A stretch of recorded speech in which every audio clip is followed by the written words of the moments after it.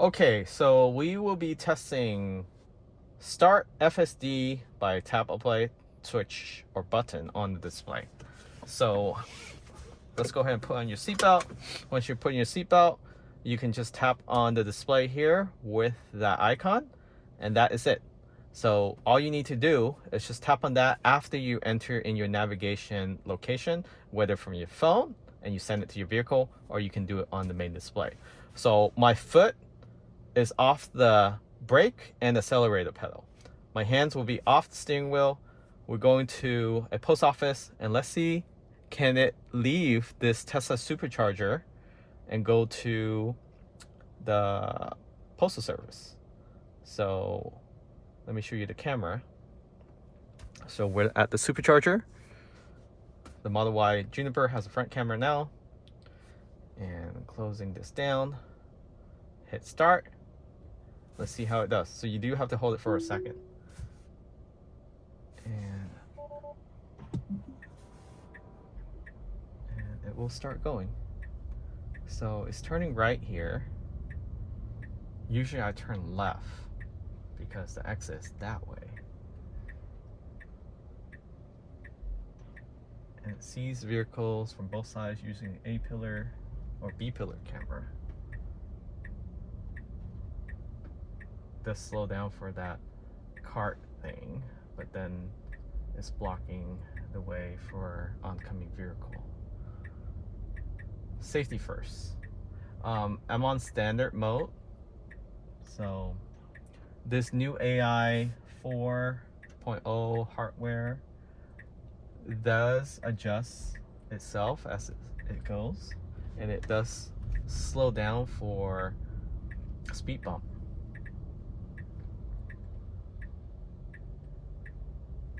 So this is a three-way stop. It should stay in the left lane. This is probably the hardest exit to get out of because it's a stop sign and there's a bunch of vehicles coming in at high speed on the right and left side here. So let's see how it does. And you have a little hill up there as well that makes it a little difficult to see. Okay, did that just fine. So the lane marking disappeared here. So we're coming up to a yield left here. Hopefully it doesn't go. Okay, good. So it does detect. So it did adjust because the center divider was actually further out. It almost entered that that curve right there, but it adjusts itself after, I guess, it detected that curve. So it's just cruising right now. I'm on standard. So if I switch to, so I'm on standard, usually it goes to speed limit. If I switch to hurry, it goes about 10% above the speed limit. Usually on standard, it tries to stay in the middle lanes if there's 3 lanes. So right now there's 3 lanes, so that's what it's doing. So it's not really following through with the flow of traffic because there was no vehicle literally on the left hand side there earlier. So right now it's going 50 on standard and the speed limit is 40. So that's definitely more than 10%. If I increase this to hurry, let's see how fast it goes. It's still in the right lane. Usually when you switch to hurry, so there's 3 modes. There's hurry, standard, and chill. Chill is like you just want to be on the slow lane and you just want to be behind traffic. And it goes the speed limit or sometimes slightly below the speed limit. So we're still at 50. There's a radar up there. It's tracking 48.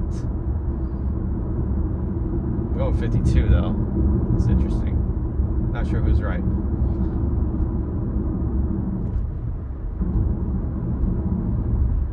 So far, very smooth.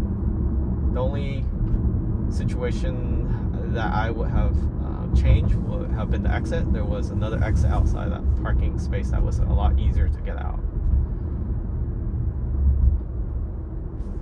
There's a broken down van right there. Looks like an Amazon van. Nope. Just like, it looks like an Amazon van.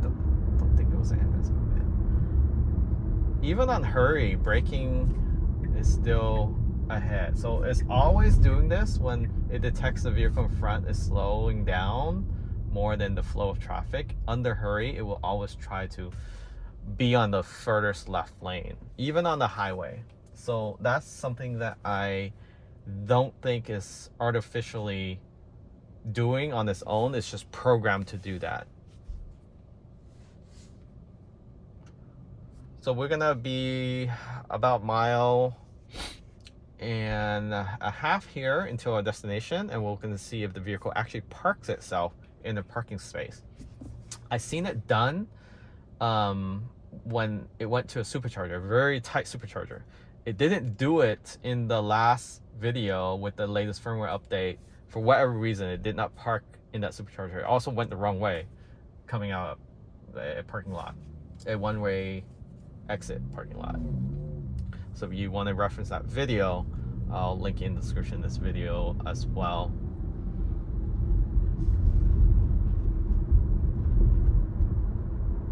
Overall, the acceleration, even with hurry, is very smooth. And to control the aggressiveness of the full self-driving is basically just this one scroll wheel.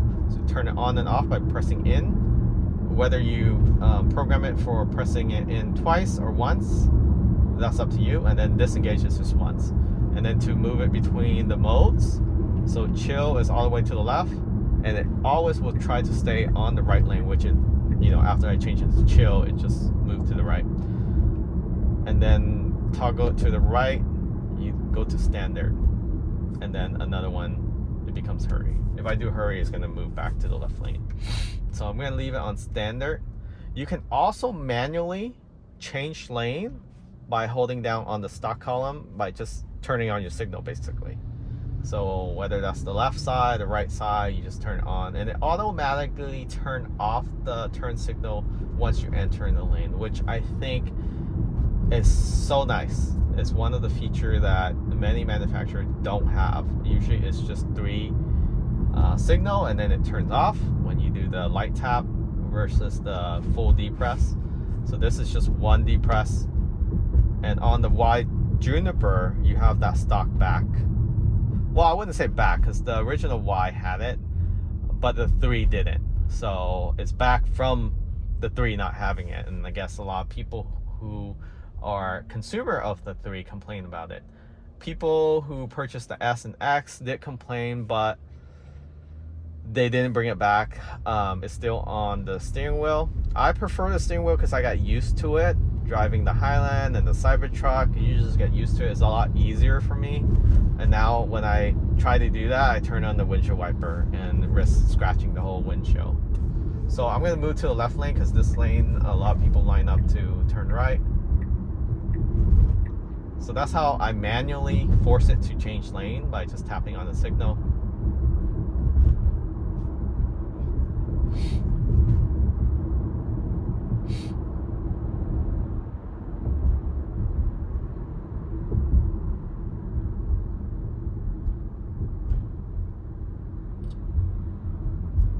So braking is very smooth as well. No aggressive braking, no phantom braking. I haven't seen phantom braking with FSD. I don't know why it's trying to change lane when there's a vehicle speeding up. And then we're passing an intersection now. It's going to change in the middle of the intersection. Let's see. Nope. Okay, it's waiting until it passes the intersection. I will have changed through the intersection because the turn is right here.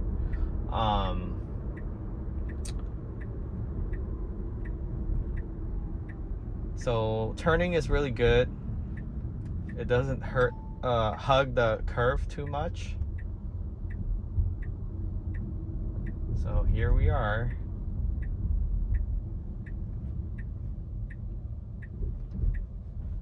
Nice, smooth entrance to the parking space.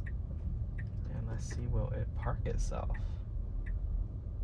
Next one, park here, park right here. Or is it just gonna stop in the middle? What the? Okay, it didn't park itself again. Literally just park in the middle. Okay, I'm I'm just gonna park myself. So yeah, there you have it. So it's like 50-50. Sometimes it parks itself. I don't know what makes it parks itself and what doesn't. Some might say because of the diagonal parking space, but we were just at a supercharger on the last video and didn't park itself. So so that's that. Hopefully you find this video helpful. Catch y'all next time. Remember to subscribe.